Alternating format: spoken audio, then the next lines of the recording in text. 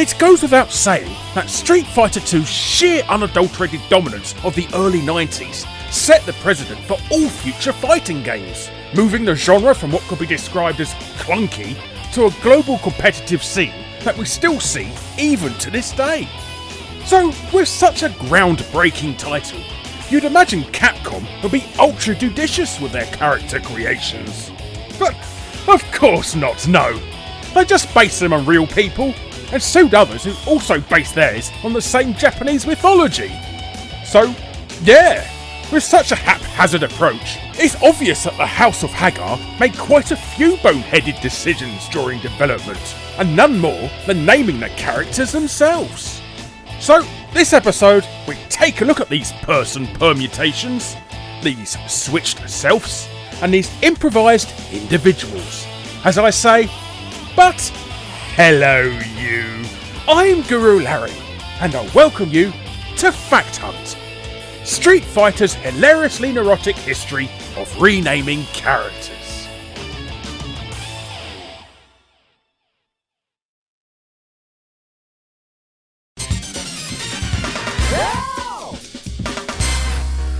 As an English person, I've never met a single girl called Cammy. Nor a married one, come to think of it.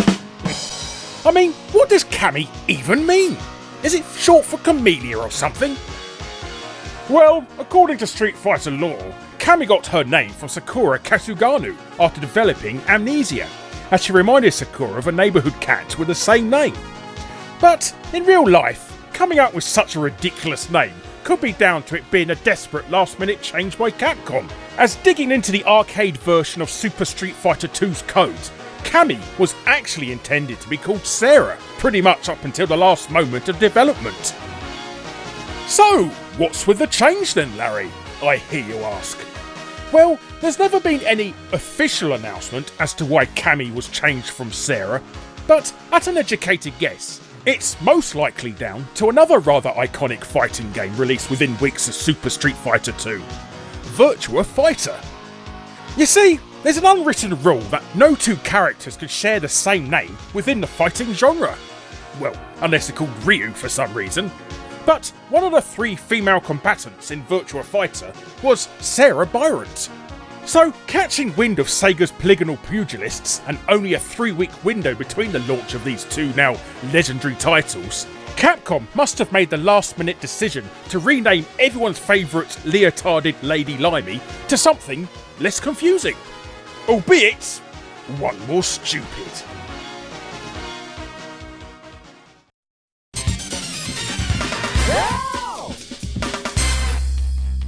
So, from an unknown Street Fighter name change to an infamous but now largely forgotten one. The Japanese version of Street Fighter II had 3 of the 4 bosses named as Balrog, the Spanish knifey man, Vega, the red autocrat looking bloke, and M. Bison, the boxer. However, with the Western release, Capcom USA renamed Balrog to Vega, Vega to M. Bison, and M. Bison to Balrog. Everybody getting this? Why? Well, multiple reasons really. Capcom USA didn't want to associate the boxing character in their wholesome family-friendly fighting game with the actual, in real-life boxer, Mike Tyson, who was serving a lengthy prison sentence at the time. So they slapped the M. Bison agnomen on the guy dressed as a Nazi. Is that ironic? Or poetic? I don't know. Sagat obviously kept his name, as the cycloptic Baldylocks has already been established in the Street Fighter universe as the final boss of the original Street Fighter.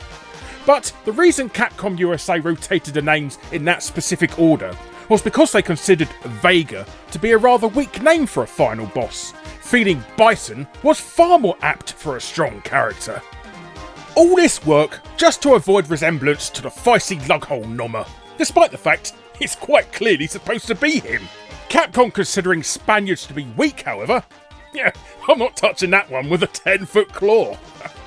It's also rumoured that Capcom USA were also worried that Nintendo still had the game rights to Mike Tyson with the NES title Mike Tyson's Punch-Out! But that licence had long since expired by then. But that wouldn't be the only time these 3 bosses would be renamed, as a whole name-changing situation makes character selecting in an international esports competition rather confusing. the players renamed all the fighters again, from M. Bison/Vega to Dictator, Bullrog/M. Bison to Boxer, and Vega/Bullrog to Lord Stabbington. Yeah, I think I got that one right. Bloody Wikipedia.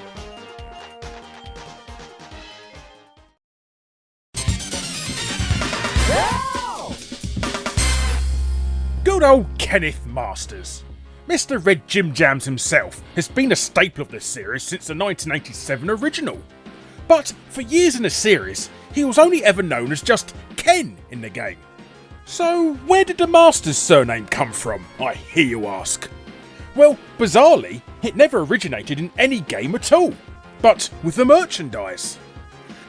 You see, when Street Fighter 2 was making packets for Capcom, the first thing they did after seeing all that lovely money rolling in was to license the heck out of their characters. One of the first licensees to obtain rights were toy company Hasbro, who wanted to add the Street Fighter team to their G.I. Joe line of action figures. However, Hasbro weren't too comfortable about releasing a toy just called Ken. I mean, after all, the most popular girl's toy of all time, Barbie, had a very famous boyfriend by the name of Ken. So either out of fear of possibly being sued by Mattel, or wanting to avoid confusion, they gave Ken the surname of Masters, as in he was the master of his martial art, just to cover their bases. Look, no one ever said Hasbro were creative with their paranoia. Now, this has never officially been confirmed as the reason Ken received a cognomen, but out of the entire line Hasbro produced of G.I. Joe Street Fighter figures, Ken was the only one of two to receive an additional last name. Capcom liked the new surname so much, they made it official canon from then on.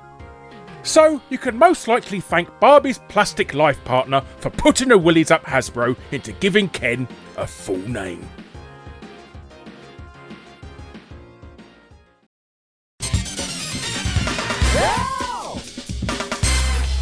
Our next segment are names that, while later regarded as official canon, were added completely out of nowhere.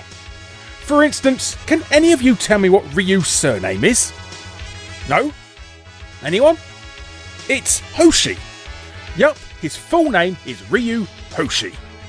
Ryu received the surname from the original Street Fighter movie, as, for some reason, the producers insisted on characters having full names. Don't believe me? Sagat also received the first name from the movie too, Victor, with a K.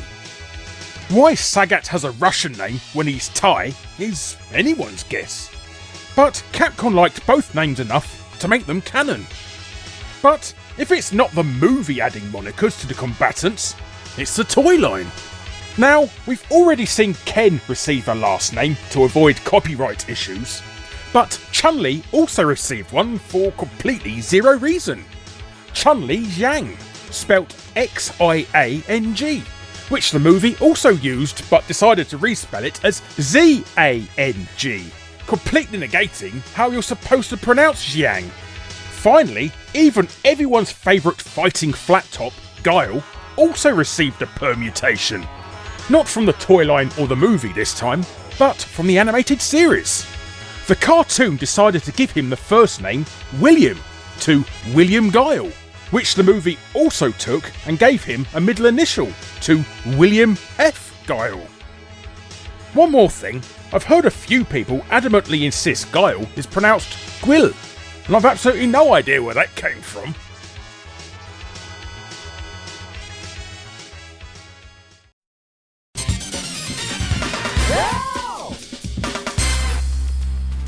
He may resemble Egon from the real Ghostbusters on steroids, but Charlie is one of the first characterial laws in Street Fighter, from originally being mentioned in Guile's ending in Street Fighter 2, to finally making a playable appearance in Street Fighter Alpha. However, Mr. Nash's journey has just been one long argument between Capcom's Japanese and US divisions. As previously mentioned, Charlie's first reveal was in Guile's backstory in Street Fighter 2, where he was William's war buddy who had been murdered by M. Bison in Cambodia. However, this was more a case of the translator taking some creative liberties with the names, as not only was Charlie called Nash in the Japanese original, there was no mention of Cambodia at all. Guile's wife, who persuades her husband not to kill Bison in retaliation, is called Yuria in the original, renamed Julia in the Western version, then renamed again to Jane in later ports. And if the constant name changes weren't confusing enough, Capcom USA retconned Charlie's backstory again for the Street Fighter movie, where he was now missing instead and then genetically mutated into Blanca by Dhalsim. Yeah. However, with the release of Street Fighter Alpha, which is set before the events of Street Fighter 2, Capcom Japan stuck to their guns by insisting he was called Nash. But once again, Capcom USA poo-pooed that notion and renamed him back to Charlie to not only keep in line with their original changes, but also because they told Capcom Japan it was a stupid name and no one in the US had Nash as a first name. Ironically, it wouldn't be until the second live-action Street Fighter movie, The Legend of Chun-Li, where the producers decided to merge the two names together, retconning Nash as Charlie's surname. With Capcom liking the change so much, they finally canonised the full name with the release of Street Fighter 4. And finally, for good measure, Capcom then turned Charlie into a zombie for Street Fighter 5. But, you know, baby steps.